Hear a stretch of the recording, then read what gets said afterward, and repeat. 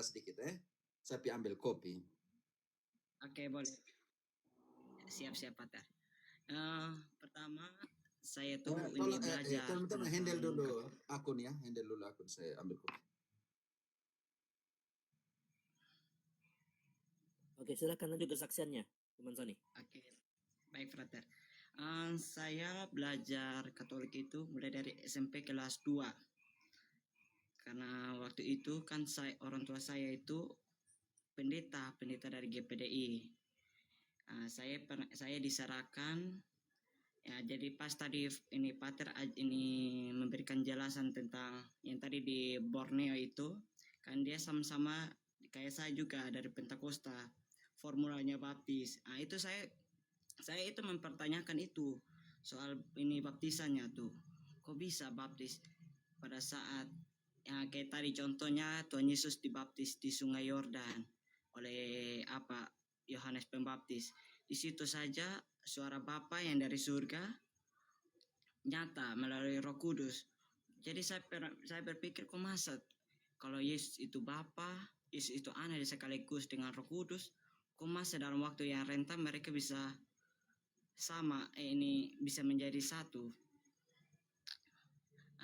Yang kedua perjalanan saya itu saya belajar dari pas ini saya masih SMP. Saya ketemu dengan Romo Patris ini. Romo Patris itu dia pengajarannya tuh yang membuat saya mengerti tentang itu Katolik, dan saya ketemu dengan akunnya Romo Cafe ini, belajar tentang kitab suci yang semua yang menurut Protestan itu mengotoritaskan kitab suci, tapi di Katolik ada.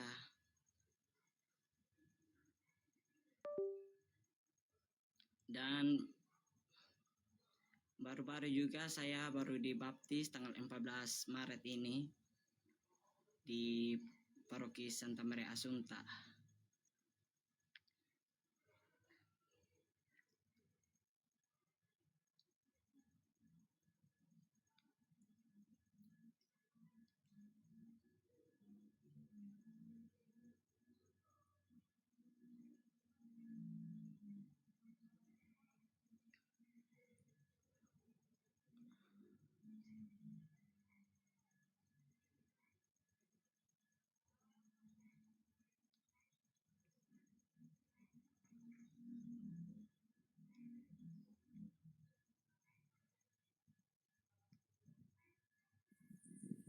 Halo, testing.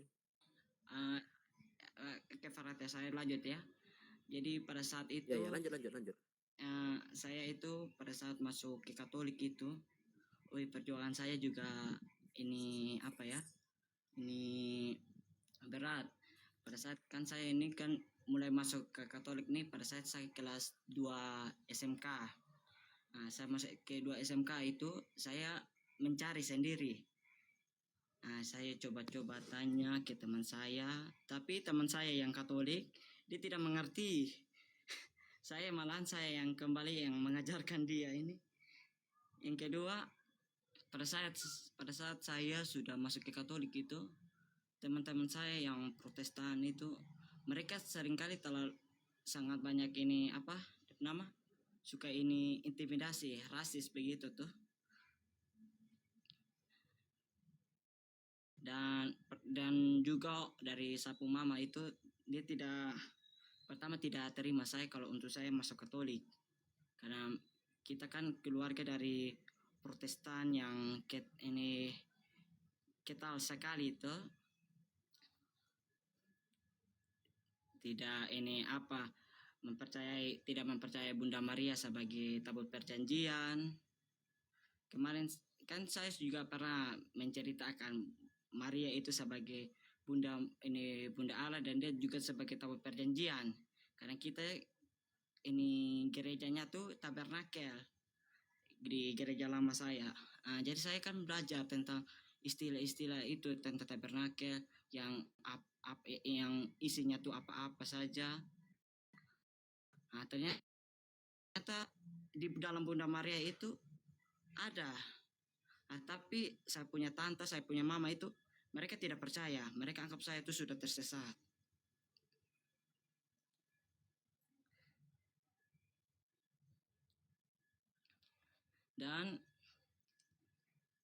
Dan saya bersyukur sih, saya ini baru-baru saya dibaptis itu banyak, saya punya guru-guru yang selalu mensupportkan saya, dan saya juga sudah bergabung ke dalam komunitas OMK gitu, dan wilayah, komunitas wilayah. Hanya baru-baru ini Pater, ini tadi malam saya kan ini, saya punya tante ini mencari celah orang Katolik. Ini uskup siapa lagi yang dari Meksiko itu yang yang mengkorupsi uang.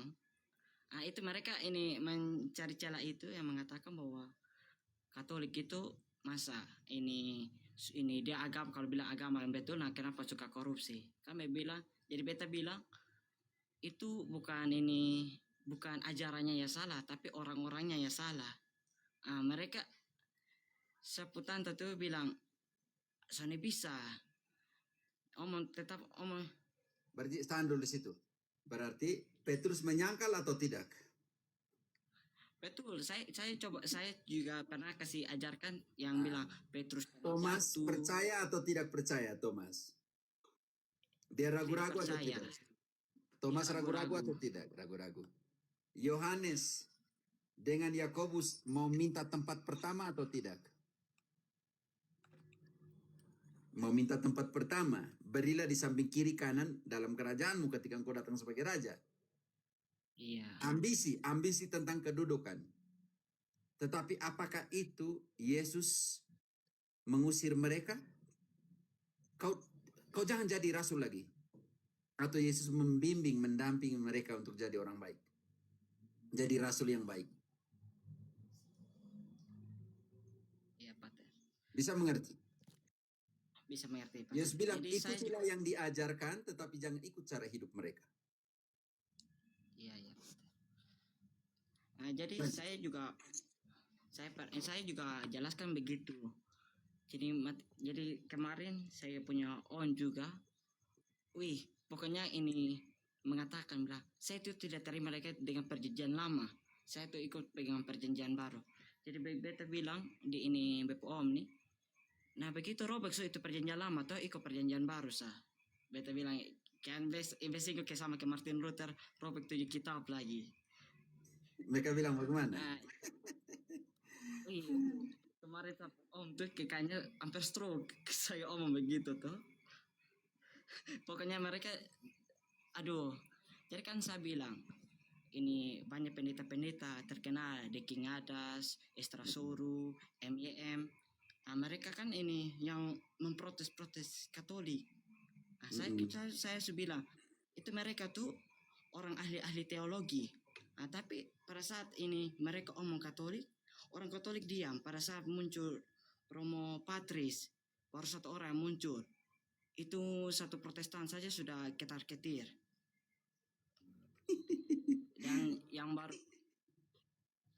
Dan yang baru-baru lagi ini saya omong begitu. Sepupu kanung itu dia panggil saya nih sebagai dia bilang, Romo gila. Dia bilang gitu deh saya. Oh begitu. Tapi Oke. Jadi saya bilang, kau ini omong Romo ini omong ini Romo dan bilang gila begitu. Coba bukan saya sih, orang Katolik yang omong di kalian pendeta bilang, pendeta goblok. Begitu. Kalian pendeta terima tidak? Atau kau sendiri begitu kau terima tidak? Tapi tidak usah cemas Tapi tidak cemas. Ya, kita akan jadi musuh karena Yesus. Yesus sudah bilang itu. Tolong bantu dulu. Berarti atau Selas atau Endang. Kita baca sambil engkau sharing kita baca. Kalau orang musuh kita tidak apa. Tapi karena Yesus. Bukan musuh karena uang, bukan musuh karena apa. Oke. Di dalam Matius 10 ayat 22 kamu akan dibenci oleh karena apa? Oke, silakan. Siapa yang siap? Dan Berarti kamu 10 akan itu. dibenci semua orang oleh karena namaku. Tetapi orang yang bertahan sampai pada kesudahannya akan selamat. Baca kembali baik-baik. Kamu akan dibenci oleh karena namaku. Dan kamu akan dibenci semua orang oleh karena namaku. Tetapi orang yang bertahan sampai pada kesudahannya akan selamat.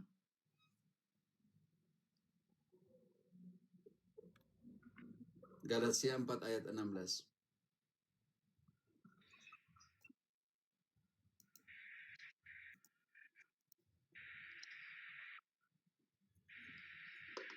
Apakah dengan mengatakan kebenaran kepadamu aku telah menjadi musuhmu? Baca kembali. Apakah dengan mengatakan kebenaran kepadamu aku telah menjadi musuhmu? Untuk semua pendeta, baca kembali. Apakah dengan mengatakan kebenaran kepadamu aku telah menjadi musuhmu?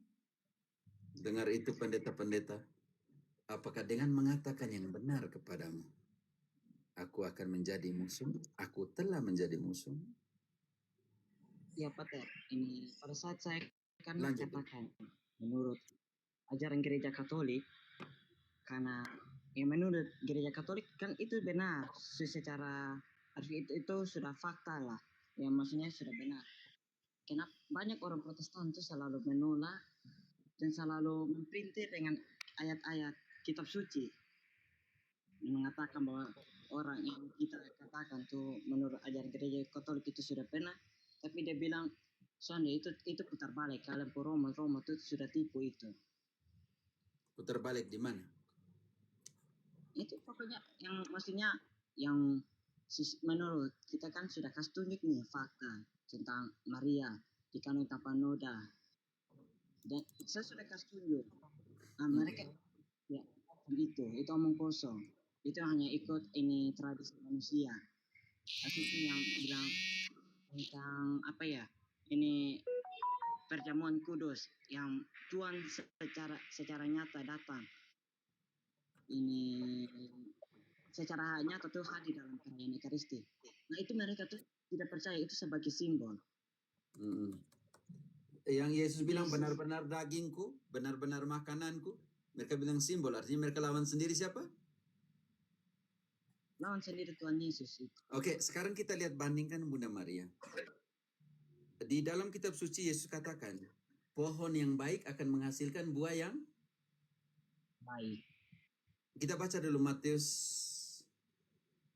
Kita pakai yang 7 sih ya. 7, 17, 18.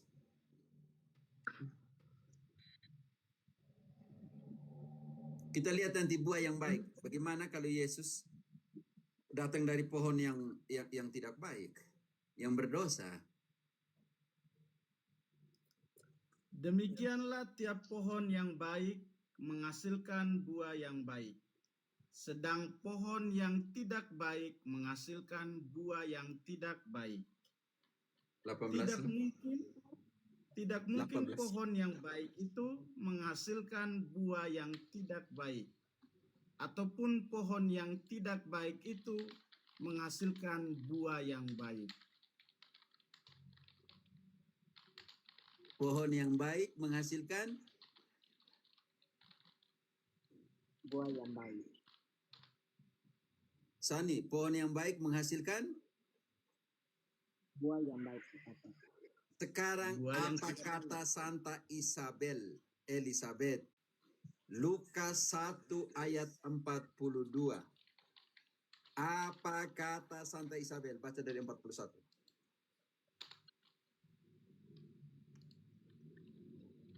Dan ketika Elizabeth mendengar salam Maria, melonjaklah anak yang di dalam rahimnya, dan Elizabeth pun penuh dengan Roh Kudus. Buah atau tidak di sini? Kita lihat buah atau tidak di sini.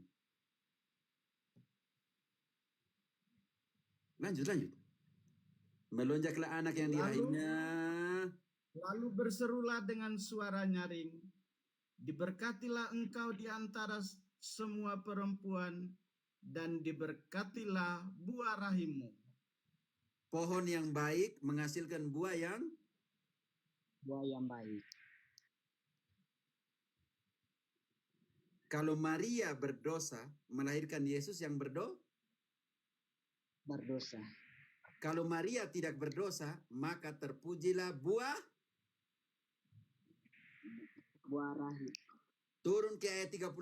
Anak yang kau lahirkan itu berdosa atau kudus? Jawab malaikat itu kepadanya, Roh Kudus akan turun atasmu, dan kuasa Allah yang Maha Tinggi akan menaungi engkau. Sebab itu, anak yang akan kau lahirkan itu akan disebut kudus, anak Allah. Terpujilah engkau di antara wanita dan terpujilah buah rahim. Pohon yang baik menghasilkan buah yang Baik. Kalau Maria berdosa, maka Yesus harus berdosa. Sedangkan tadi Roh Kudus akan turun atasmu, kuasa Allah akan menaungi engkau, sebab itu anak yang kau akan dilahirkan akan disebut Kudus. Artinya pohonnya harus Kudus. Artinya rahimnya yang ada buah di dalamnya harus Kudus. Ingat baik-baik Protestan. Buah yang baik, pohon yang baik hasilkan buah yang Baik.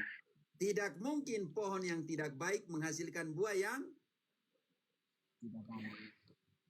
Baca kitab suci baik-baik. Sami, lanjut. Jadi Pater, ini ada juga yang tentang Maria itu yang tidak, yang maksudnya Maria kan ini kan dia ini yang pemahaman Protestan mengatakan bahwa Maria kan juga manusia ya, dilahirkan oleh manusia dari rahim hasil ini perkawinan manusia. Masa kok dia disebut sebagai ini perempuan yang kudus? Nah itu yang saya mau tanya ke Pater. Oke. Ada nabi yang kudus dari rahim ibunya. Untuk mau tahu siapakah itu? Ada nabi yang kudus dari rahim ibunya. Yeremia 1 ayat 5. Siapa nabi yang dari rahim ibunya kudus? Sebelum aku membentuk engkau dalam rahim ibumu, aku telah mengenal engkau. Dan sebelum engkau keluar dari kandungan, aku telah menguduskan engkau. Aku telah menetapkan engkau menjadi nabi bagi bangsa-bangsa. Kekudusan yang diberikan kepada Nabi Yeremia bukan dari orang, tetapi siapa yang menguduskan? Tani, siapa yang menguduskan Yeremia di situ?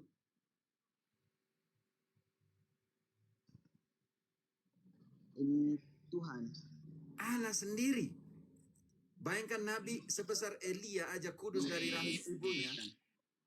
Bagaimana dengan perempuan yang melahirkan anaknya?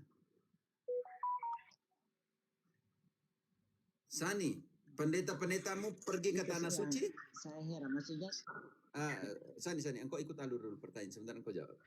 Pendeta-pendetamu pergi ke tanah suci? pergi. Mereka pergi. Mereka menyebutnya tanah suci? Ya, yang baru saya nonton Mel Atok itu, dia katakan itu tanah suci. Kenapa disebut tanah suci? Ya, karena Tuhan pernah hadir di situ. Tuhan pernah injak tanah itu. Tuhan Yesus pernah hidup di situ. Iya. Tuhan Yesus pernah injak kakinya di situ. Di situ. Lalu bagaimana dengan rahim yang Tuhan Yesus hidup 9 bulan? Lalu bagaimana dengan tangan yang pernah menggendong dia? Lalu bagaimana dengan susu yang menyusui dia? Lalu bagaimana dengan tangan yang menggendong kembali anaknya ketika diturunkan dari salib? Tanah saja yang diinjak dia dikatakan suci. Apalagi rahim yang pernah dia tinggal, yang pernah menyusui dia, yang pernah gendong dia. Tanah saja dikatakan suci. Lalu bagaimana dengan Yesus ada di dalam rahim perempuan itu dan kita katakan berdosa?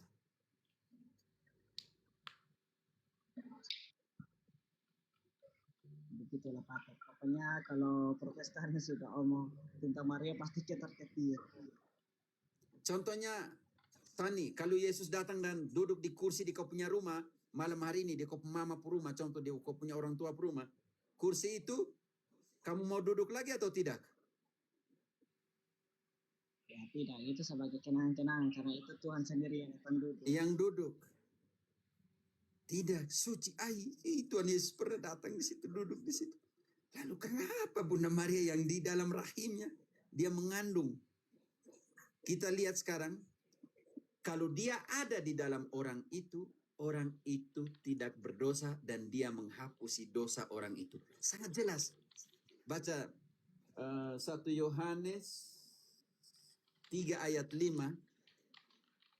Kalau Tuhan, Apegat bisa mute-kan sedikit karena kalau Apegat buka mic langsung. Roma bisa mute-kan dulu. Oke, sudah. 1 Yohanes 3 ayat 5. Surat ya, 1 Yohanes 3 ayat 5. Ya, silakan Pak Kelas.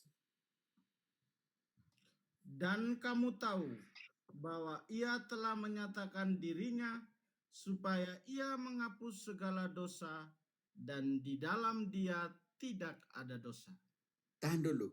Sani, kalau Allah menyatakan dirinya kepada orang itu dihapuskan dari dosa dan dia tidak ada dosa lagi. Lanjut ayat 6-nya. Karena itu, setiap orang yang tetap berada di dalam dia tidak berbuat dosa lagi.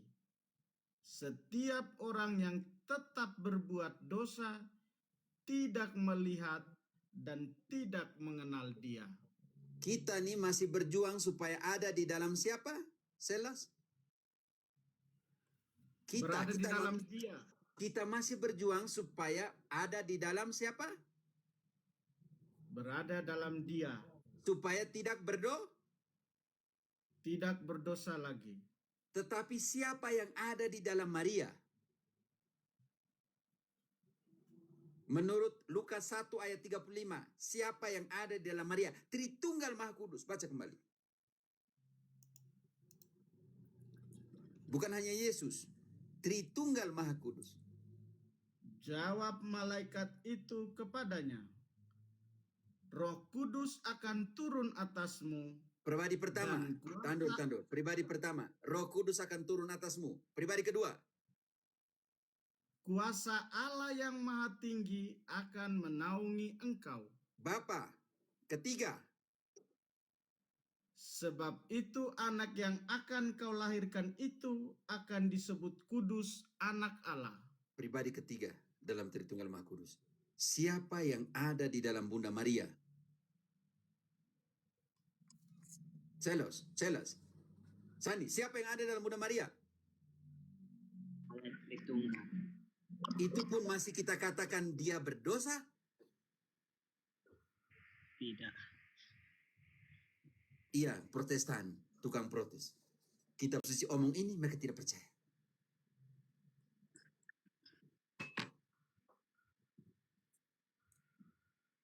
Kalau mau paham tentang Tritunggal Maha Kudus, dekati Bunda Maria.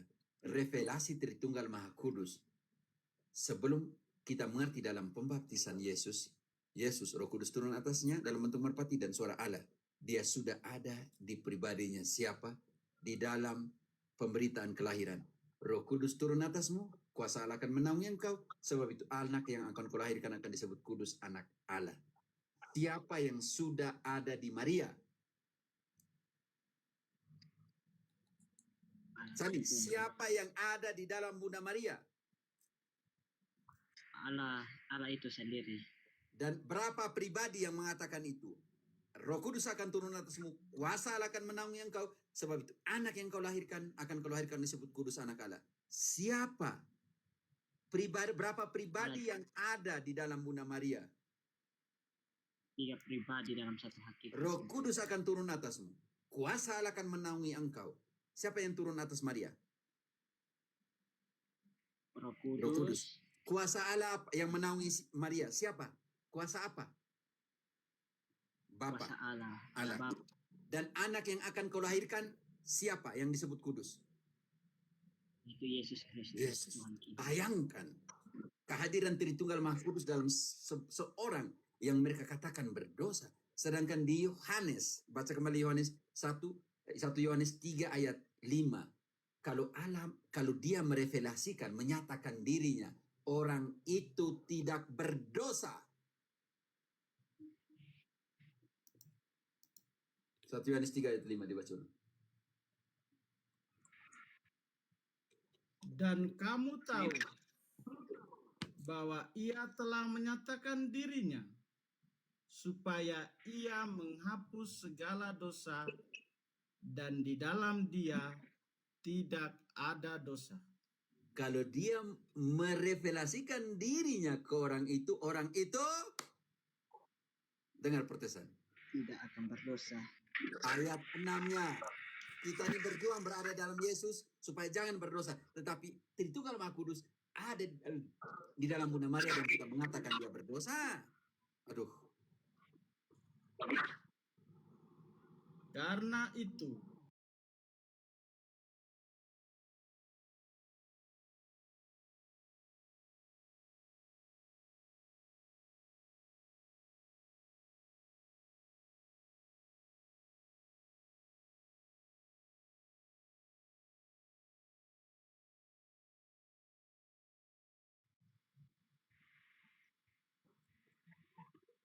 Perkara selesai, Sani.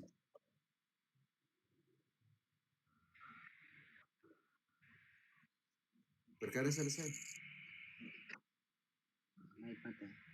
Itu, Pater, mereka ini ini yang dari Pak Protestan juga seringkali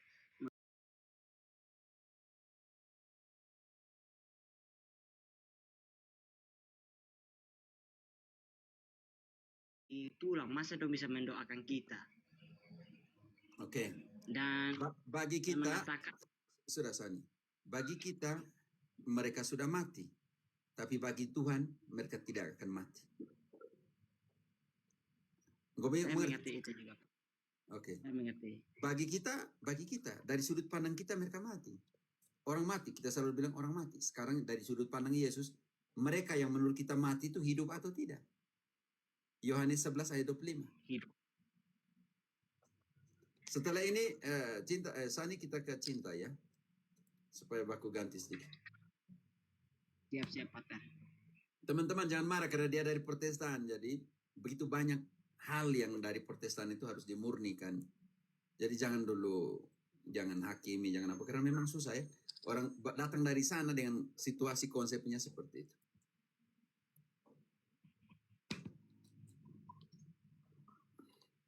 Yohanes 11:25. jawab Yesus, "Akulah kebangkitan dan hidup. Barang siapa percaya kepadaku, ia akan hidup walaupun ia sudah mati." Berarti Sani? Berarti?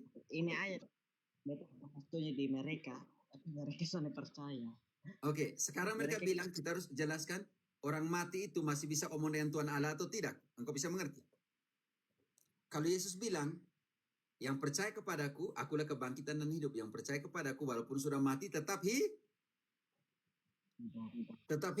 Kalau begitu buktikanlah mereka tetap hidup. Mereka masih bisa omong dengan Tuhan Allah. Iya, Wahyu 6 ayat 9 sampai 11. Yang sudah mati ini masih bisa omong berseru kepada Tuhan atau tidak?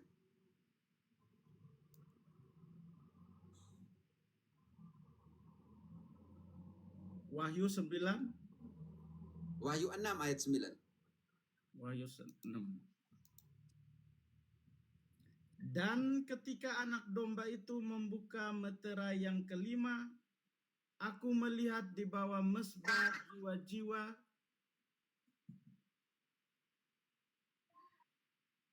lanjut Halo. Romo. Ya, tidak lanjut, saya tidak potong apa, saya tidak omong apa-apa. Baca kembali. Dan ketika anak domba itu membuka meterai yang kelima, aku melihat di bawah mezbah jiwa-jiwa mereka yang telah dibunuh oleh karena firman Allah dan oleh karena kesaksian yang mereka miliki. Tahan dulu, sunyi. Setiap kalau omong kau buka mic selalu kau tutup lagi karena story. Oke. Engkau buka di sini, Sani. Buka mic. Di situ dikatakan jiwa-jiwa orang yang telah dibunuh atau tidak? Kata telah dibunuh. Iya, Pater. Artinya mereka sudah mati atau tidak?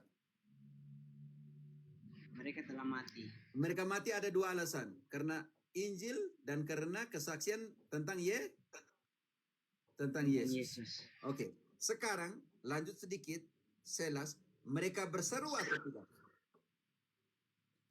Dan mereka berseru dengan suara nyaring. Katanya, berapa lama lagi yang penguasa yang kudus dan benar, engkau tidak menghakimi dan tidak membalaskan darah kami kepada mereka yang diam di bumi. Mereka berseru kepada Allah walaupun mereka sudah mati? Sani. Mereka berseru kepada Allah dan mereka sudah mati menurut kita? Iya, mereka sudah mati. Mereka berseru kepada Allah sebagai doa untuk mereka melakukan pembalasan untuk mereka yang membunuh mereka yang masih hidup di bumi? Iya. Oke, kalau begitu orang kudus tugasnya apa? Bab 8 ayat 3.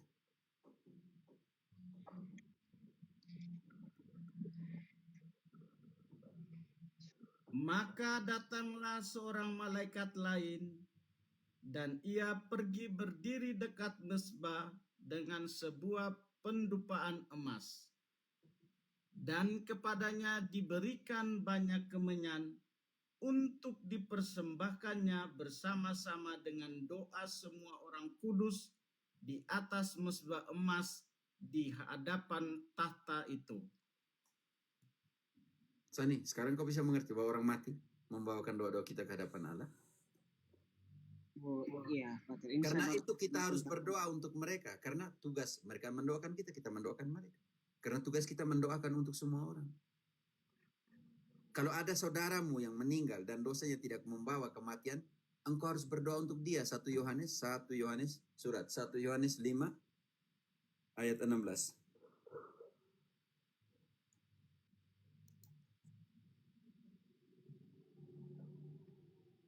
Kalau ada seorang melihat saudaranya berbuat dosa, yaitu dosa yang tidak mendatangkan maut, hendaklah ia berdoa kepada Allah dan Dia akan memberikan hidup kepadanya, yaitu mereka yang berbuat dosa yang tidak mendatangkan maut.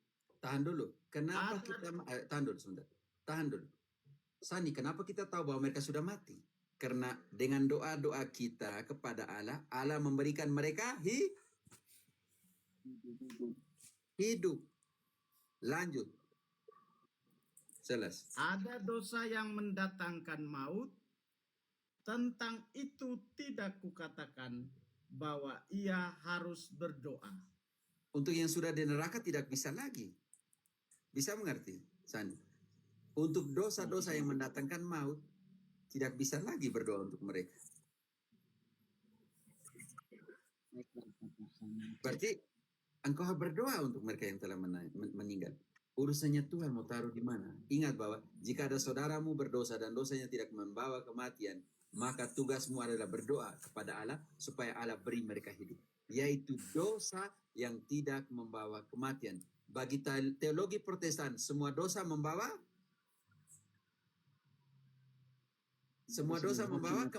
kematian. Yohanes bilang ada dosa yang tidak membawa kematian.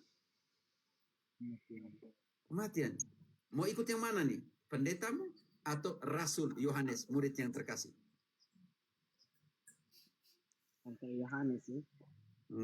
Terima kasih kau ikut rasul. Karena itu bertekun dalam pengajaran para rasul. Kalau kau tidak bertekun dalam pengajaran para rasul, artinya kau punya pendeta lebih besar dari para rasul. Tidak. Tidak ada reinkarnasi. Katolik tidak ada reinkarnasi, itu konteksnya konsep Hinduisme, oke, teman-teman. Hati-hati dengan kata reinkarnasi, tidak ada. Kembali berinkarnasi. Ya itu pahamnya Hinduism sama Buddhism yang reinkarnasi itu. Oke, sudah ya Sani? Pencapaian sempurna. Oke. Terima Sani, kasih banyak. oke, kalau mau kau masih ada pertanyaan, kau tahan dulu di sini supaya saya ke Cinta dulu. Cinta, silakan. Nanti saya turun nanti. Iya, Pater. Yang kau mute-kan dulu, nanti kita ke Cinta karena tadi bilang Cinta mau tanya tadi. Baik, Pater. Selamat malam, Pater. Yo, Izin Pater, izin tanya sedikit, Pater. yo, engkau dari mana? Mau ke mana? Siap, Pater. Saya dari Katolik, Pater. Yo, ya, maksudnya dari mana? Dari Manggarai, dari Flores, Oh, dari... siap, Pater, siap. Dari Maumere, Pater, Gumanepan. Bukan ya. Mau mere apa ya? Maumere Gliting, Pater. Eke apa kan ya? Siap, Pater, siap. Rain tentu saran sika kau ya. Enapan, Pater? Ketik-ketik, Pater. Bukan iya, kan pak ya ketik-ketik. Ini naban tutur saran sika kau. Awalnya tadi ya gilitin ya. Ganun pa, Pater? Awalnya tadi gilitin ya. Ako dari Ende, Pater.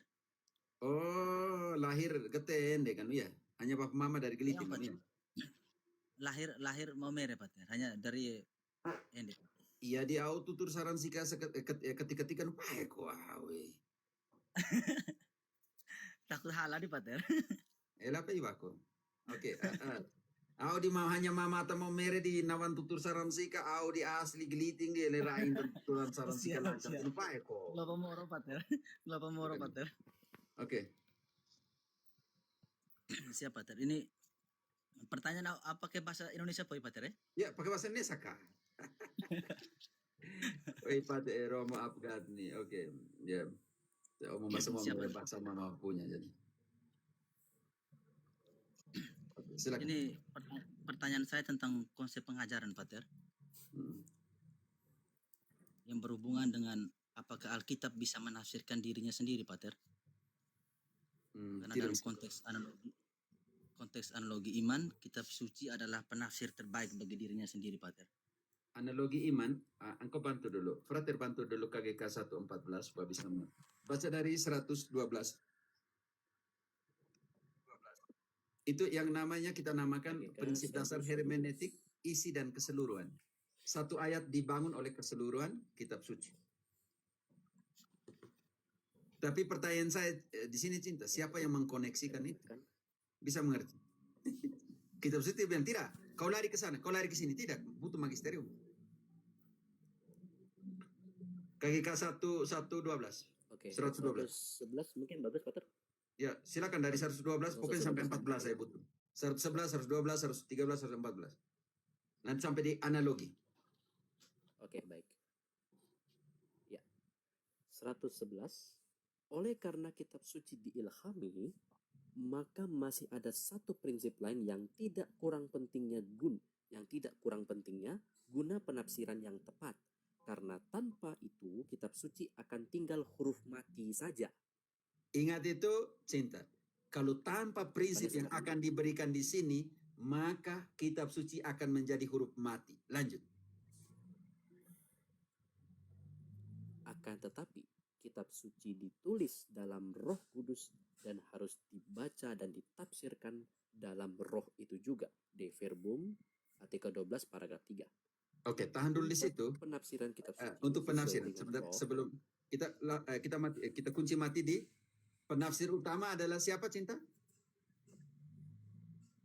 Siapa, Yang Pater? memberikan huruf itu yang dari mati kepada hidup oleh apa? Kuasa apa? Kuasa Roh Kudus, Pater. Garis bawah kata kuasa Roh Kudus. itu tidak bertentangan dengan 1 Petrus. 1 Petrus. 2 Petrus. 2 Petrus 1 ayat 19. Coba 2 Petrus 1:19. Selas. Silakan yang saya baca, saya standby KGK. Engkau engkau kunci mati di KGK sekarang. Kita pakai prinsip hermeneutik dan eksegesis dulu. Oke. Sekarang bilang prinsip dasar yang memberikan hidup kepada huruf-huruf mati ini apa? Cinta. Siapa Ter? Yang memberikan hidup kepada huruf-huruf yang mati ini apa? Roh Kudus Pater. Roh Kudus. Sekarang kita sandingkan, garis bawahi kata Roh Kudus di situ. Oke, sekarang di dalam penafsiran kita butuh siapa? Ini penting sekali. Selas, bantu dulu 1 Petrus 1:19.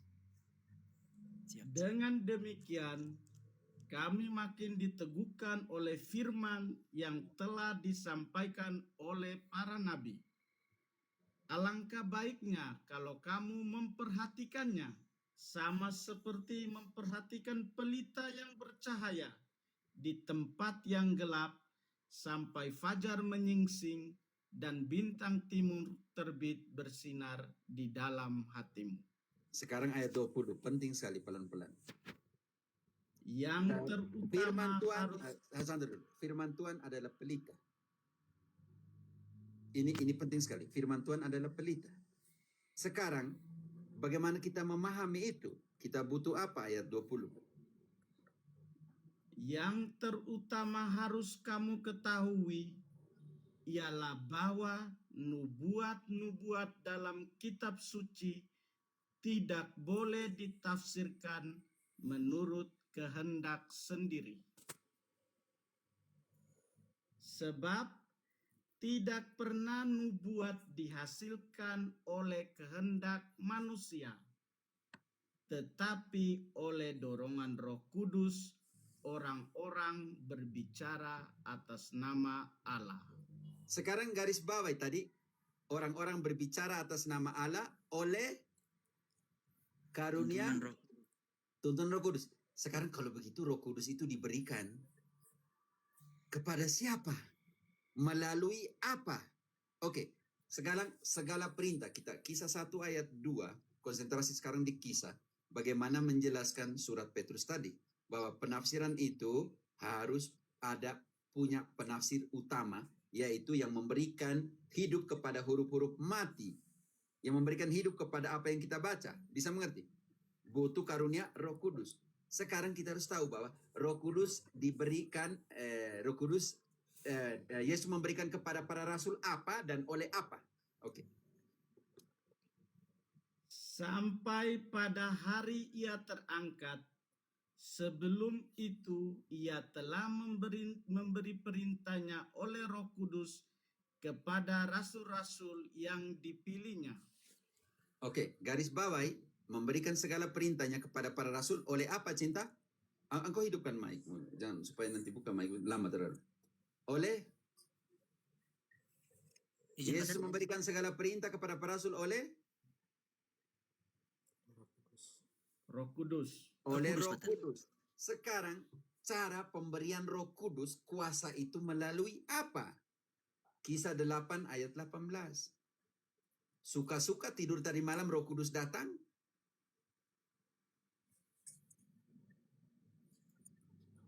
Ketika Simon melihat bahwa pemberian Roh Kudus terjadi oleh karena rasul-rasul itu menumpangkan tangannya, ia menawarkan Tahan dulu uang di situ. kepada mereka. Tahan dulu di situ. Simon Mago bahwa pemberian Roh Kudus melalui apa? Cinta. Penumpangan tangan, Pater. Penumpangan tangannya siapa?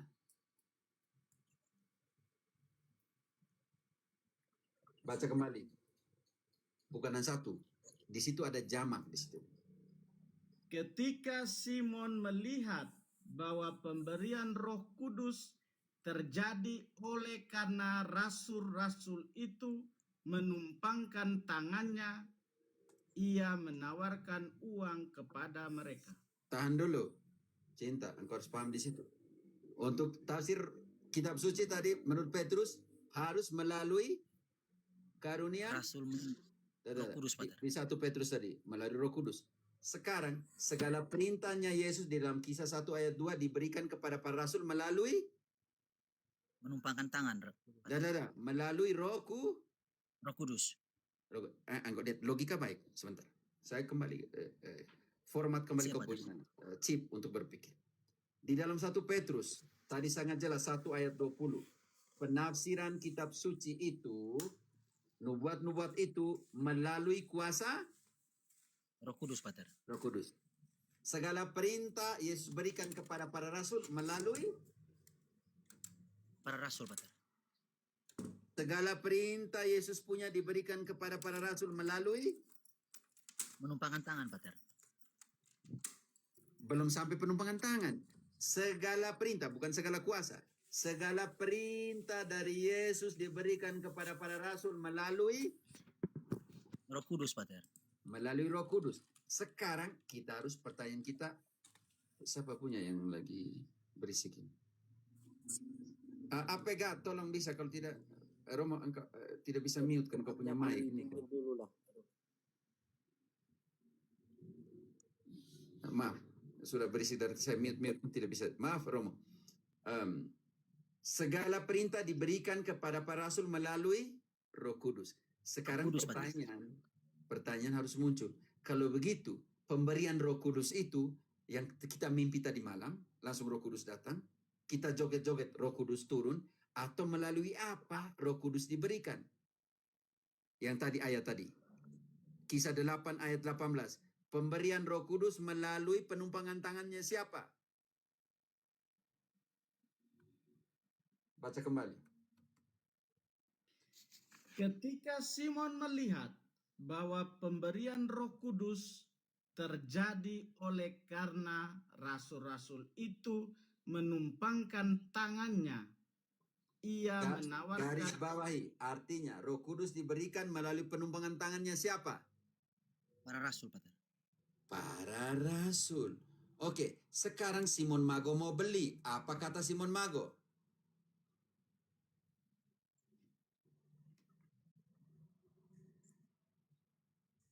serta berkata, "Berikanlah juga kepadaku kuasa itu, supaya jika aku menumpangkan tanganku di atas seseorang, ia boleh menerima Roh Kudus." Artinya, penumpangan tangan para rasul, dengan demikian transmisi kuasa Roh Kudus. Itu harus dipahami dalam pengertian itu. Kita kembali ke KGK, Frater. Karena itu, pelaku utama dalam penafsiran nubuat-nubuat dan kitab suci itu siapa? Oke, baik. Akan tetapi kitab suci ditulis dalam Roh Kudus dan harus dibaca dan ditafsirkan dalam Roh Kudus itu juga. De Verbum artikel 12 bagian ketiga. Untuk penafsiran kitab suci sesuai dengan roh yang telah mengilhaminya, Konsili Vatikan II memberikan 3 kriteria. Yang pertama, kriteria pertama, memperhatikan dengan seksama isi dan kesatuan seluruh kitab suci. ini analogi penting sekali. Memperhatikan isi dan kesatuan. Isi dan Kesatuan kesatuan apa? Dalam kitab suci. Karena Dalam itu kitab yang kita suci. namakan itu konkordansia. Sebentar saya harus tunjukkan ada satu konkordansia penting sekali. Ini buku terlalu banyak di meja nih. Taruh di lantai dulu. Prinsip isi dan keseluruhan konkordansia. Ya, Pater. Izin, Pater, pertanyaan mungkin bikin Pater sibuk lagi cari buku, Pater. Tidak, buku ada di sini. Santai sih. Ini konkordansia di mana nih?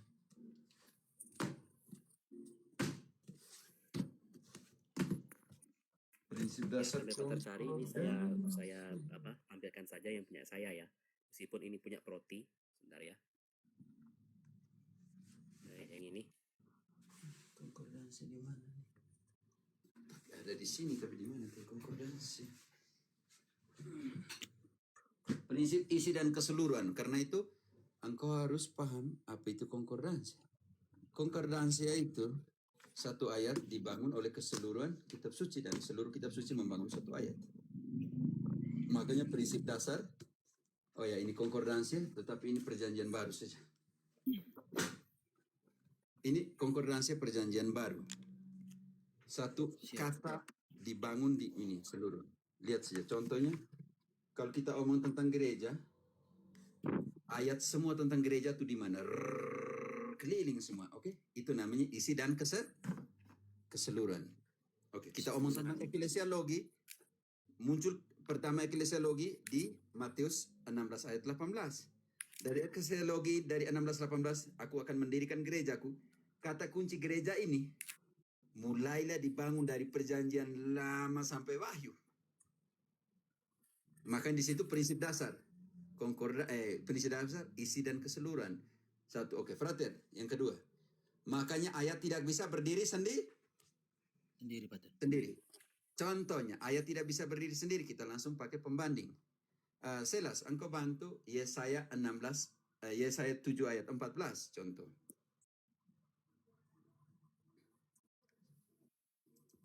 Ada dua lektor satu di bawah bisa naik supaya kita contoh konkordansi, contoh isi dan keseluruhan. Oke, Paman Selas, Yesaya 7. Yesaya 7 14.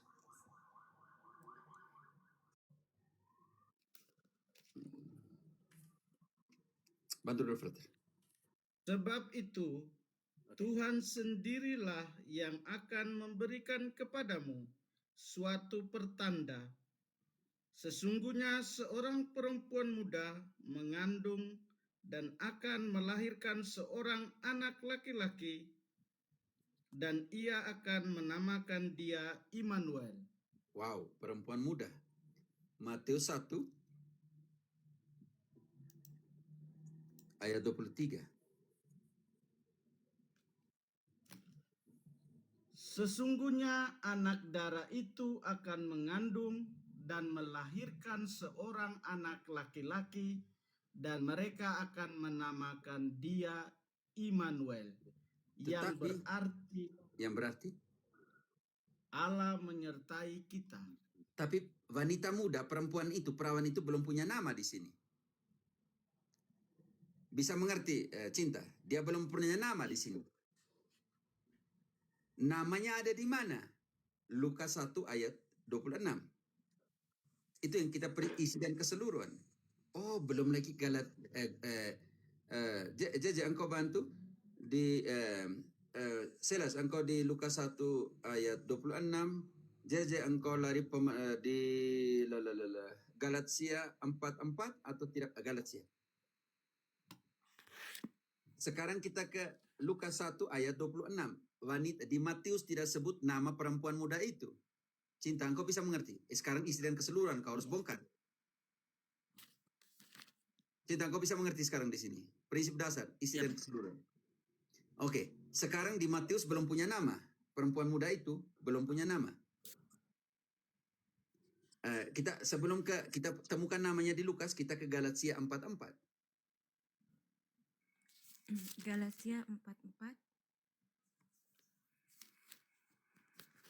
Setelah genap waktunya. Namun setelah genap waktunya, Allah mengutus anaknya yang lahir dari seorang perempuan dan takluk kepada hukum Taurat. Perempuan muda ini, Cinta, belum punya nama. Bisa mengerti? Ya, Pater. Sekarang kita mau tahu nama dari perempuan muda ini. Di dalam Matius tidak disebutkan nama. Di kepenuhan dari Yesaya belum diberikan nama. Kita belum lari lagi ke janji bahwa keturunan perempuan ini di dalam Kejadian 3 ayat 15 kita belum bongkar semua ke sana. Janji-janji ini kita hanya pakai bagaimana isi dan keseluruhan itu membangun, mengkonstruksi, bukan memecah-mecahkan, mendenominasikan, mensekte-sektekan, bukan. Justru isi dan keseluruhan itu membangun. Satu ayat dibangun oleh keseluruhan kitab suci. Sekarang kita mau tahu, Galatia 4:4 mengatakan ketika genap waktunya Allah mengutus anaknya yang tunggal yang lahir dari seorang perempuan. Tapi kita belum tahu. Kita belum tahu nama dari perempuan itu. Matius mengulangi kembali apa yang dikatakan nubuatan dari Yesaya. Sekarang kita menemukan, oh, nama perempuan itu siapa? Nama perawan itu siapa? Lukas 1 ayat 26. Dalam bulan yang keenam, Allah menyuruh malaikat Gabriel pergi ke sebuah kota di Galilea bernama Nazaret kepada seorang perawan yang bertunangan dengan seorang bernama Yusuf dari keluarga Daud. Nama perawan itu Maria. Aduh, ternyata berarti kalau hanya saya baca hanya di Matius, saya tidak temukan nama perawan itu. Bisa mengerti, Cinta? Siapa tadi? Kalau di Galatia 4:4, siapa perawan itu? Perempuan itu namanya siapa? Tidak bisa. Makanya kita satu ayat dibangun oleh keseluruhan kitab suci. Perempuan yang sama ini yang melahirkan siapa? Nanti kita lihat di Wahyu 12. Ini hebatnya di situ. Makanya di situ prinsip dasar pertama, frater, isi dan keseluruhan. Yang kedua, frater. Oke.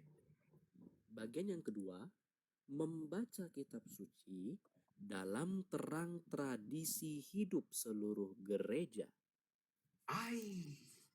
Yang kedua, membaca kitab suci dalam terang seluruh tradisi. Dalam terang seluruh tradisi. Bukan hanya sepotong, seluruh. Contoh, prinsip ketiga langsung, frater, supaya nanti sebentar saya bisa langsung. Oke, prinsip yang ketiga, memperhatikan analogi iman. Ini yang paling berat nih. Memperhatikan analogi iman. Contoh, saudaraku. Nanti dijelaskan analogi iman itu seperti apa. Contoh nih. Memperhatikan apa tadi? Yang pertama. Penafsiran Memperhatikan isi dan satuan dari kitab suci. Isi dan satuan dari kitab suci, Pater. Ini penting sekali. Coba kita pakai Lukas 22 ayat. Kalau tidak 60, kalau tidak salah, coba 60. Contohnya. Yang kita dalam konsep tradisi penafsiran. Siapa? Sebenarnya ini kelas hermeneutik tapi biar. Lukas 22 ayat 60 ya. Ya, mulai dari 60. Tetapi Petrus berkata, "Bukan, aku tidak tahu apa yang engkau katakan." Seketika itu juga, sementara ia berkata, berkokoklah ayam. Pertanyaan saya untuk Cinta. Seketika itu berkokoklah ayam. Apa yang kau pahami di sini? Tanpa analogi iman. Tanpa tradisi penafsiran. Apa yang kau bayangkan tanpa konsep historis tentang ayam berkokok? Apa yang kau pikirkan pada saat engkau membaca seketika itu ayam berkokok? Kau jelaskan menurut kau yang kau pikirkan, Cinta, supaya saya bisa bantu. Menurut saya di sini, Pater, izin konsepnya hampa, Pater. Bukan. Ketika engkau mendengar ayam berkokok, apa yang kau pikirkan? Ayam secara nyata berkokok pada saat itu? Tidak, Pater. Kita lihat dulu yang lain. Frater, seorang yang tidak tahu konteks sejarah dan tradisi, ketika dia membaca pada saat itu ayam berkokok, apa yang dia bayangkan dia punya kepala? Berarti ayam atau tidak sebelum kau belajar? Ada ayam di situ. Berarti ayam, di situ ada apa? Ada ayam. Ada ayam di situ. Ada ayam. Ini yang masuk seperti di film. Di film. Tetapi setelah engkau belajar tradisi penafsiran dan analogi iman, ternyata itu bukan ayam. Itu namanya gaji kantum. Itu yang diterjemahkan ke Indonesia sebagai ayam berkokok. Itu adalah trompet jaga malam perwira Romawi. Untuk pertukaran jaga malam, maka harus ditiup itu trompet, dan trompet itu namanya gaji kantum atau ayam berkokok. Karena bagi orang Yahudi tidak boleh piara ayam di dalam kota. Konteksnya seperti itu. Karena itu butuh penafsiran dalam konteks seluruh tradisi penafsiran dan juga konteks analogi iman. Sekarang aku sudah tahu bahwa ayam berkokok itu bukan ayam, melainkan trompet. Tetapi seorang Protestan baca ayam berkokok, dia bilang apa? Itu yang beneran, Pater. Ayam benaran. Sekarang kita buat lagi dalam konteks tradisi, mentalitas penafsiran Yahudi sesuai dengan mereka punya situasi. Bantu dulu Selas. Yohanes 21 ayat ke-11. Berapa jumlah ikan? Sekarang kita lihat, kalau kita tidak mengerti konteks tradisi, penafsiran, dan analogi iman, maka kita akan membayangkan bahwa jumlah ikan seperti itu.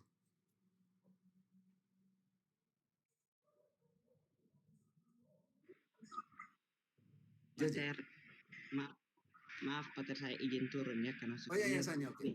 besok saya bolos. Oke. Terima Jadi kasih bantu. Pater. 21 ayat Simon 11. Oke, Petrus, Sani. Oke, silakan siapa yang temukan dulu.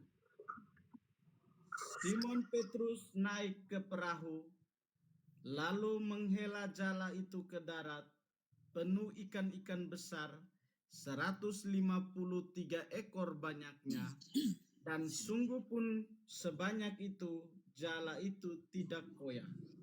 Cinta, kalau engkau membaca 153 ekor, apa yang kau bayangkan ketika engkau membaca di situ? Berarti ikan itu 150? Ikan itu jumlahnya 150 sekian, Pater. Tetapi tanpa tradisi penafsiran, mentalitas Yahudi tentang numerologi, tentang angka, engkau tidak akan mengerti apa itu 150? 53, siap, Pater. Sekarang, setelah engkau belajar, engkau sekarang sudah paham. 153 adalah? Izin, Pater, kalau tidak salah jumlah suku, Pater.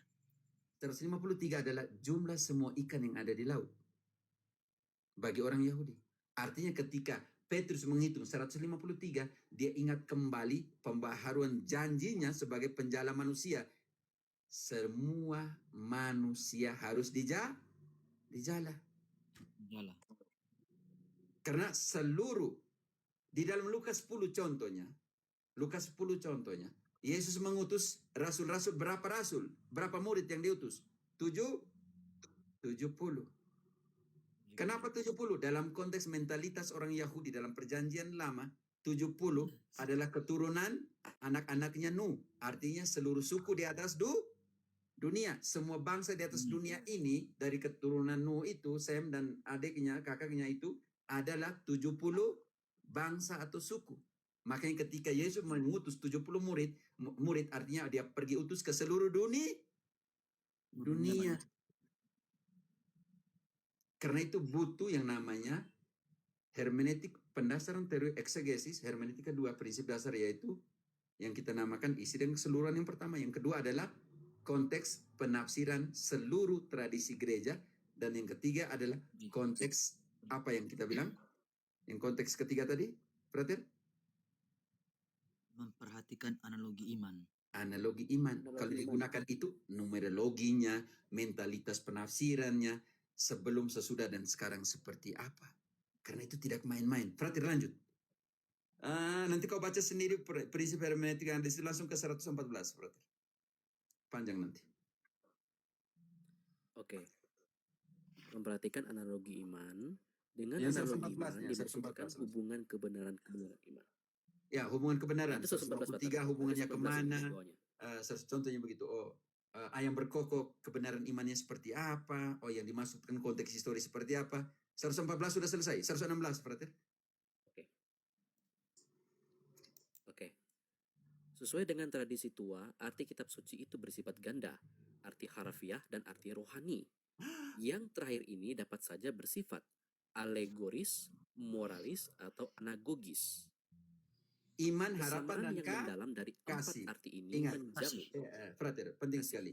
Ya. Ada 3 prinsip dasar dalam arti spiritual, yaitu alegoris, Iman, harapan, dan kasih. ya, itu yang kita Moral. tekan. Moral, tidak yang pertama.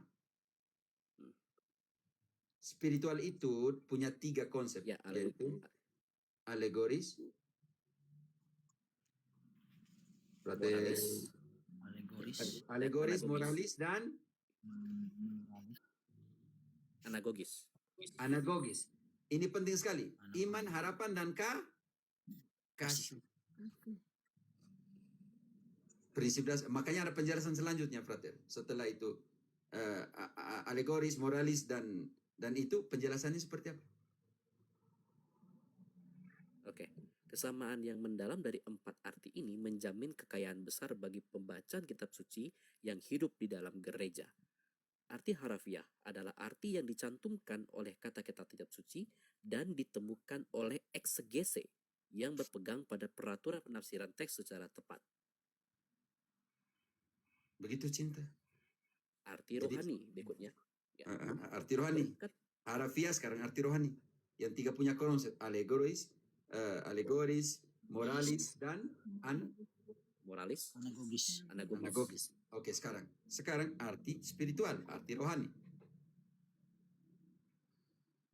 Oke. Berkat kesatuan rencana Allah, maka bukan hanya teks kitab suci, melainkan juga kenyataan dan kejadian yang dibicarakan teks itu dapat merupakan tanda. Pertama, arti dari alegoris. Kita dapat memperoleh satu pengertian yang lebih dalam mengenai kejadian-kejadian apabila kita mengetahui arti yang diperoleh peristiwa itu dalam Kristus. Umpamanya, penyeberangan Laut Merah adalah tanda kemenangan Kristus, dan dengan demikian tanda pembaptisan.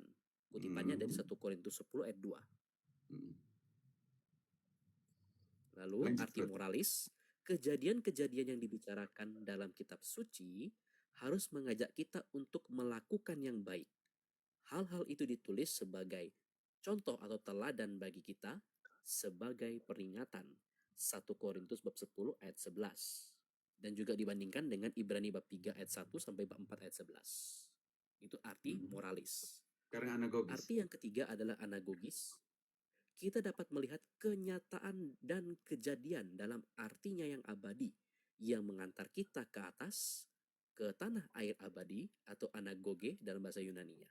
Misalnya, gereja di bumi adalah lambang Yerusalem surgawi, berdasarkan Wahyu bab 21 ayat 1 sampai bab 22 ayat 5. Oke. Alegoris adalah membaca dalam iman, moralis membaca dalam kasih, anagogis membaca dalam Pengharapan. Makanya iman, kasih, dan pengharapan. Ini penting sekali ya teman-teman. Jadi sebenarnya kelas hermeneutik, tapi karena engkau sudah tanya, tapi ini berat sekali sebenarnya. Untuk masuk ke exegesis, engkau harus punya prinsip hermeneutik dulu. Makanya kalau pendeta sini datang hanya 1 ayat, bagaimana dia mengkaitkan dalam iman dalam konteks isi dan keseluruhan. Ayat itu dibangun karena ada yang memberikan dasar dulu untuk membangun ayat itu. Untuk sampai ke sana harus putar dulu. Makanya kalau ada yang contoh dari malam ada bilang, berilah saya cara mudah untuk menjelaskan. Saya bilang, buset, ini parah lagi kalau beri cara mudah ini. Saya kunyah dulu baru tuang kamu punya mulut. Lebih kamu belajar berat, setelah itu kamu bagaimana menjelaskannya. Begitu Cinta. Jadi prinsip dasar hermeneutik ada di KGK 109 sampai dengan 118 atau 119. Engkau baca itu tentang bagaimana menafsirkan kitab suci dalam konteks terang Katolik. Supaya jangan masuk di dalam relativisme dan subjektivisme. Sebuah ayat kehilangan analogi, sebuah ayat kehilangan isi dan keseluruhan, sebuah ayat kehilangan konteks historis.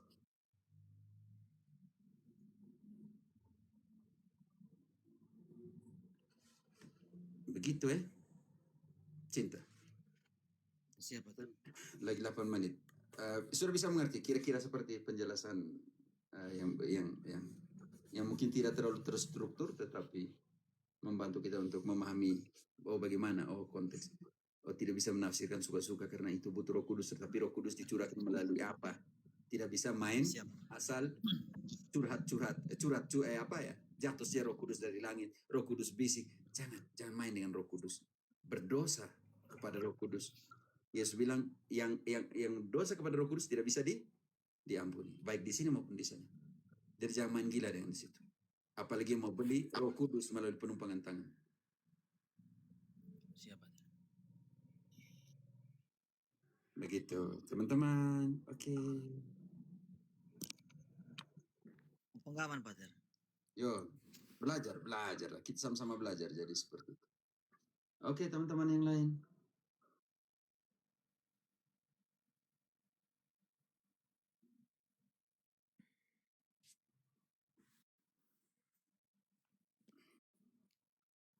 Enakan jadi Protestan kan? Cinta, engkau tafsir suka-suka. Kau atur sesuka-suka jadi. Yang di bawah mau tanya, silakan. Mau beri kesaksian, silakan. Karena itu, setiap kali tanya Bapak Pendeta, kau punya prinsip hermeneutik terhadap ayat ini apa? Konteks historisnya apa? Kenapa hanya di Korintus yang Paulus bilang semua perempuan harus pakai mantija, harus pakai tudung di kepala? Ada konteks historisnya di situ. Ini jadi persoalan besar. Lalu kenapa hanya di Korintus contohnya? Kenapa hanya di Korintus yang Paulus bilang perempuan harus pakai tutup kepala? Teman-teman tahu di sini, coba type. Kenapa? Saya sudah ajar terus-terus. Kenapa hanya di Korintus Paulus bilang tutup kepala? Ayo.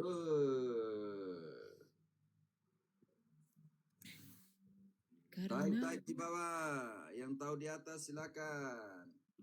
laki-laki mewakilkan kemuliaan Allah, sementara perempuan itu kemuliaan laki-laki.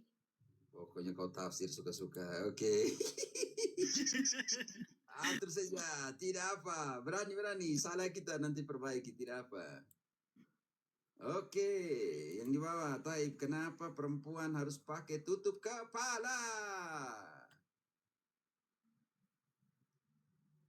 Saya tidak akan jelaskan sebelum baca kalian punya tulisan. Tutup kepala itu.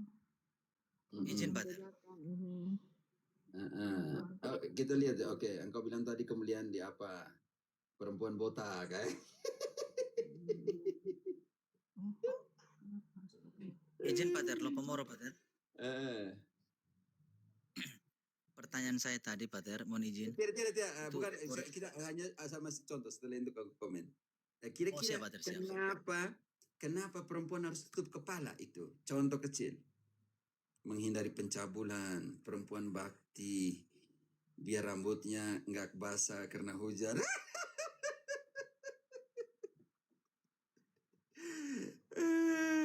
Oke, Jepsi Pak nanti pertanyaan mirip jawaban Jepsi, tapi sekarang kita lihat dulu 1 Korintus 11 ayat 2 dan 3. Dari 2 lah. 1 Korintus 11. Kita bantu dulu. Kita lihat bagaimana konteks historis itu penting sekali di dalam sebuah penafsiran. Supaya jangan jatuh dalam penafsiran suka-suka. Bantu dulu. 1 Korintus 11, 2 dan 3. Aku memuji kamu sebab dalam segala sesuatu kamu tetap mengingat aku dan teguh berpegang pada ajaran yang kuteruskan kepadamu. Namun aku mau supaya kamu mengetahui hal ini, yaitu kepala dari tiap-tiap laki-laki ialah Kristus, kepala dari perempuan ialah laki-laki, dan kepala dari Kristus ialah Allah. Oke, sekarang ayat kelima. Yang kelima, namun tiap-tiap perempuan yang berdoa atau bernubuat dengan kepala yang tidak bertudung menghina kepalanya, sebab ia sama dengan perempuan yang dicukur rambutnya. Garis bawah itu, kalau perempuan tidak tutup kepalanya, maka dia sama dengan perempuan yang dicukur rambutnya. Kenapa perempuan yang dicukuri rambutnya? Karena di Korintus pada saat itu ada kuil-kuil untuk Dewi kesuburan atau Aphrodite. Dan perempuan-perempuan yang kerja di kuil-kuil kesuburan ini untuk membuktikan bahwa Dewi ini sungguh-sungguh subur, maka perempuan-perempuan ini harus melayani laki-laki. Dan untuk tanda bahwa perempuan ini kerja di kuil-kuil Dewi kesuburan Aphrodite ini, maka rambutnya harus dicukur. Jadi botak. ketika perempuan-perempuan ini meninggalkan kuil-kuil itu dan menjadi Kristen, mereka pergi ke ibadat tetapi rambut mereka masih Masih botak. botak. Karena itu kalau masih botak nanti semua yang ke situ akan katakan bilang, ih mantan apa? Mantan Yang kata, narapidana. bukan, yang kerja untuk melayani seks, nona, bukan narapidana.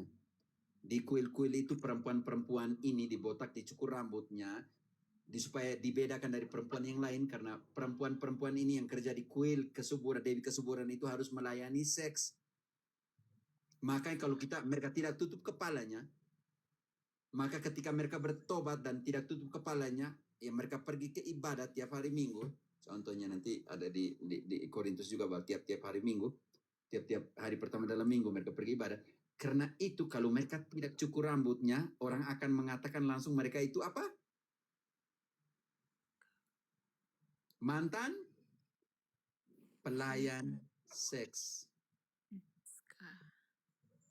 Kasarnya seperti itu. Karena itu disensor sedikit Pater, takutnya kena restriksi.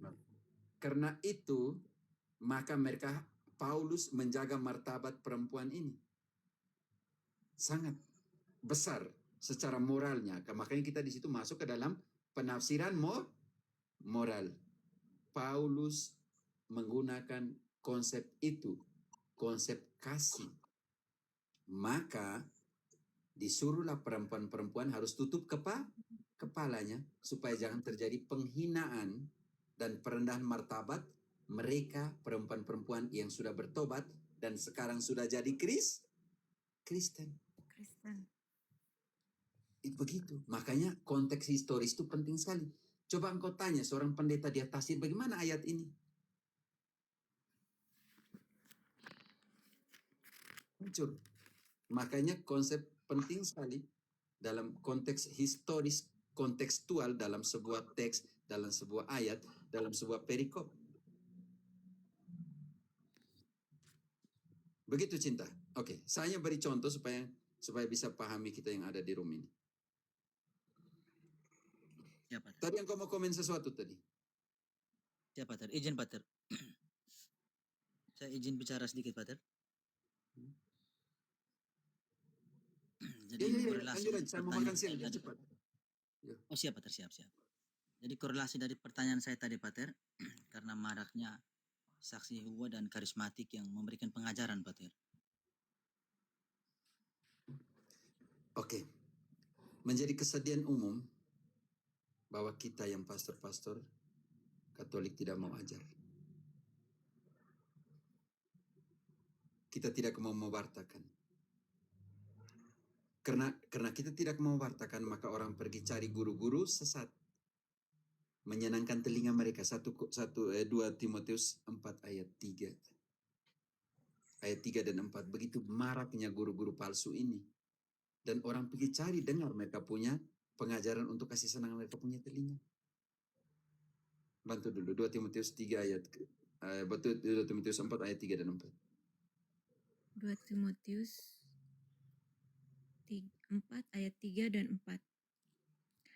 Karena akan datang waktunya orang tidak dapat lagi menerima ajaran sehat, tetapi mereka akan mengumpulkan guru-guru menurut kehendaknya untuk memuaskan keinginan telinganya. Mereka akan memalingkan telinganya dari kebenaran dan membukanya bagi dongeng. Namun engkau... Cukup 3 dan 4, 3 dan 4, kau jangan lari 5. Oke. Karena itu, yang Katolik harus buat ayat 2. Tolong semua Katolik belajar kitab suci supaya bisa apa. Baik atau tidak pun baik, waktunya engkau harus apa? Ajar. Wartakan. Ayat 2-nya. Ayat 2. Beritakanlah firman, siap sedialah baik atau tidak baik waktunya. Nyatakanlah apa yang salah, tegurlah dan nasihatilah dengan segala kesabaran dan pengajaran. Yesus mengalami yang sama. Domba-domba kita pergi cari pengajaran, cari makan doktrinal di sana sini. Tetapi Yesus buat apa nanti? Matius 9 ayat 36.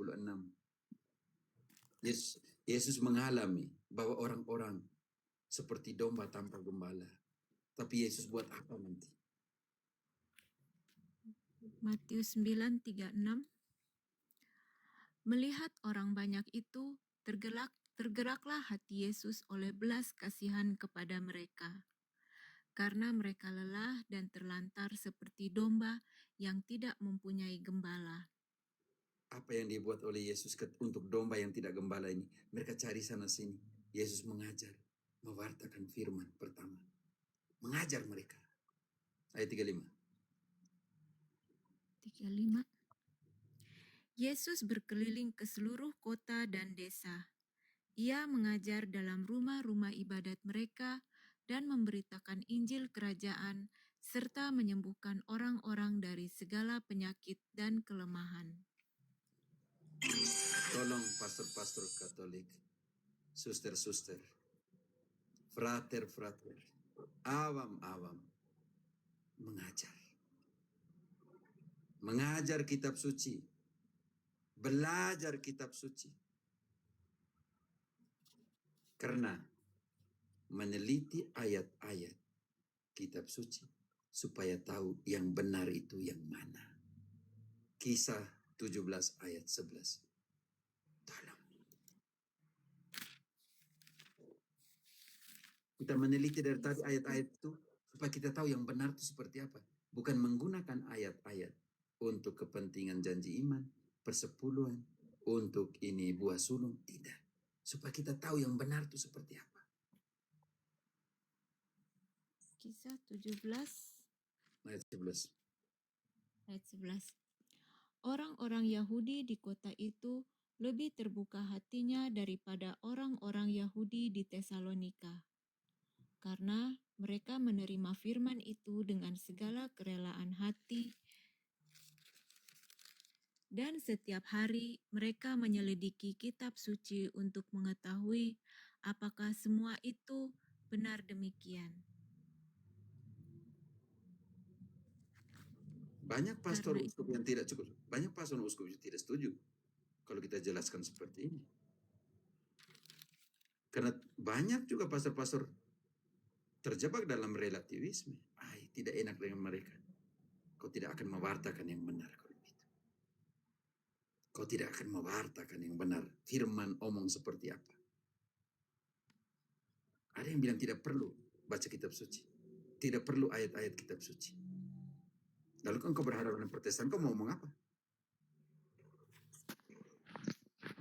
Tidak perlu belajar kitab suci. Jadi kan nanti mau jelaskan ke umat, jelaskan apa? Siap, Pater. Karena itu terjadi juga di lingkungan orang muda Katolik, Pater.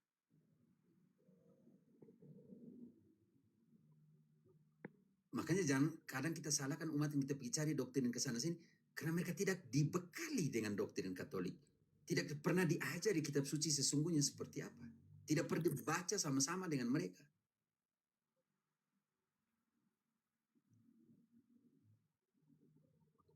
Sedangkan Paulus bilang, 2 Timotius 3 ayat 15, engkau telah mengenal kitab suci dari kapan? Yang tugasnya dua, memberi engkau hikmat supaya kau jadi bijak. Yang kedua, untuk tuntun kau kepada keselamatan. Kalau kitab suci tidak diajarkan, bagaimana bisa tuntun umat kita kepada keselamatan? Itu sangat jelas. 2 Timotius 3 ayat 15 omong itu.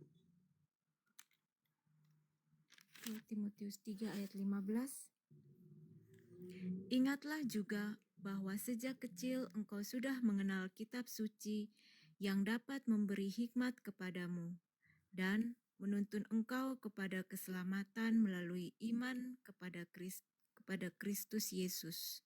Dua fungsi dari kitab suci, dari baca kitab suci. Yang pertama, supaya kau jadi bijak, memberikan hikmat kepadamu. Yang kedua, tuntun engkau kepada keselamatan.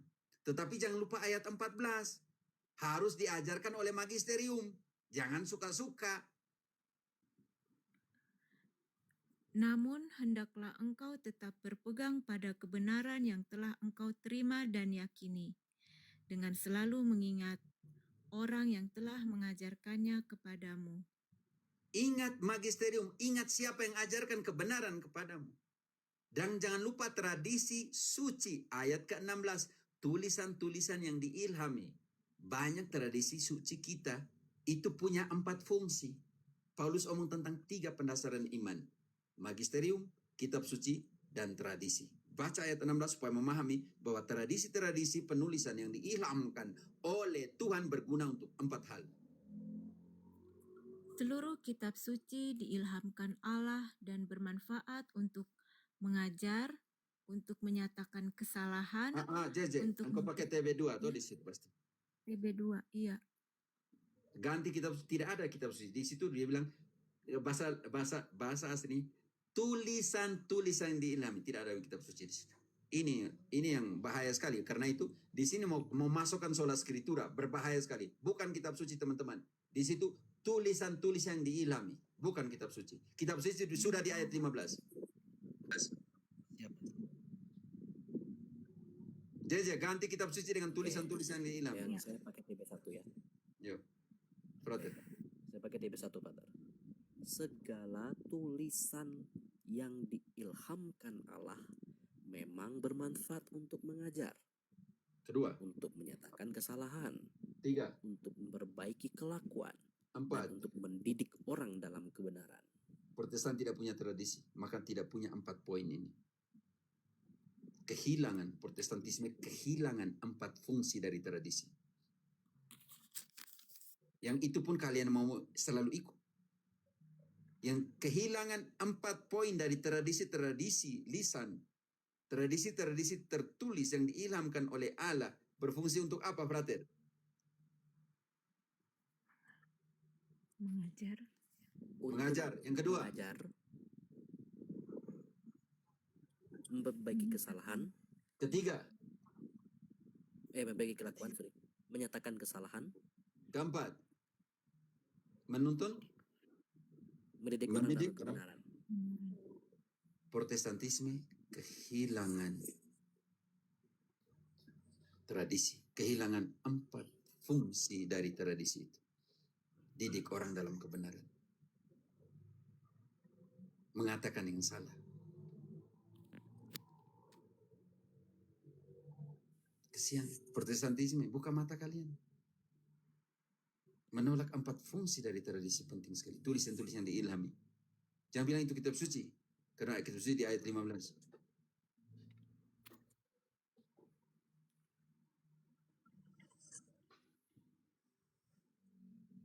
Oke. 2 Timotius 3 ayat 14 sampai 16. Begitu cerita. Terima kasih. Ya, Tutur yang soalnya kalau di Ya. TB2 Ya. itu kacau, Pater, dialihkan artinya, bukan tulisan tapi kitab suci. Izin Pater. Yo. Lopo moro Supaya- Pater. Mungkin pertanyaan Saya mau makan siang. aku sensitif. Oke. Siap Tidak. Pater. Izin Pater, lopo moro mungkin pertanyaan aku yang sensitif Pater. Tidak apa, santai. Silakan 2 menit lagi. Apa, teman-teman? Kamu tanya tadi bukan? Pas Bapak Pater. Sudah oke. Apa enggak? Maria, 1-2 menit, Maria.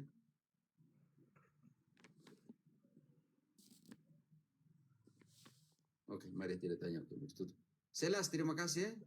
Oke, Ya, jangan Romo. naik lagi supaya. Engkau dari mana, Selas? Dari Atambua, Oh ya, tadi engkau buah, hanya tinggal di Jakarta gitu. di Malang. Oh, di Malang. Oke, maaf, di Jawa. Oke, mantap. Terima salam ya. Ya. Engkau pergi sering-sering ke Batu Malang kah? Ke SPD di situ. Ya, di Raja Basa. Oh, saya tidak kenal Malang. Jadi kalau mau ngomong Malang, saya jadi Malang juga tinggal di Malang. Ya, novisiat di Batu, tapi yang studinya di Raja Basa itu. Oke. Terima kasih teman-teman. Jangan menghakimi. Terima teman-teman yang Protestan yang sebenarnya bukan polemikus. Kadang room ini polemikus datang. Jadi bagaimana saya juga kesian mereka ya. Datang dengan yang di kepalanya sudah terisi dengan banyak hal. Jadi memang susah terbuka untuk kosongkan dulu prinsip dasar seperti itu supaya bisa. Kalau datang sini hanya untuk apa ya? Mau isi bagaimana? Sudah penuh di dalam, jadi hanya framing, hanya ad hominem. Makanya saya sudah bilang Protestantisme tidak ada ajaran, tidak ada doktrin. Yang mereka diajarkan di mereka yang didoktrin atau yang diajarkan itu adalah menentang Katolik. Protes kepada ajaran Katolik. Selesai. Oke, terima kasih teman-teman yang harus lebih ada di sini. Saya harus pamit. Tuhan memberkati Bapak Putra Roh Kudus. Apa kawan Amin. Pater? Apa kawan semuanya? Amin. Mantap. Terima Terima kasih kasih. Selas, terima kasih Frater, Cinta, JJ. Terima kasih. Oh, Enggak, semua yang di sini termasuk Maria yang tidak mau omong dan semuanya. Terima kasih.